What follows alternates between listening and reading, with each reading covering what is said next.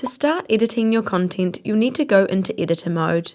If you want to hide all editing controls and just see a preview of the design, you can change the slider to preview mode to see both a computer and mobile preview.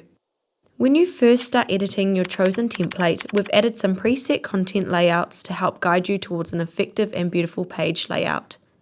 You can replace the pictures and the text of the preset layouts by mousing over the content and clicking the edit pencil, or delete them and start from a blank canvas if you prefer. The Rocketspark picture block editor makes it easy to modify pictures on the fly without needing for a graphics program.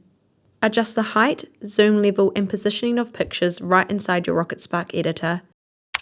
The feature area is a large photographic banner at the top of your page that can be a slideshow or a single image. There is also an option to add overlaid text with a range of design options.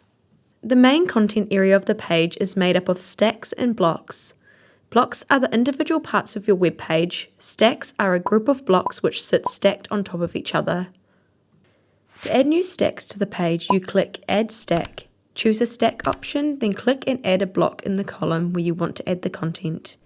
Choose a block type and add it to the page. You can also drag and drop blocks anywhere in the content area or rearrange the order of the stacks. There is also an option to copy stacks either to the page you are on or another page. This is really useful for reusing aspects of your design throughout your site. Stacks can also have colour, picture or video backgrounds for eye-catching looks as you scroll down the page. The footer stack is a regular stack with blocks in it, but it displays automatically on the bottom of every page.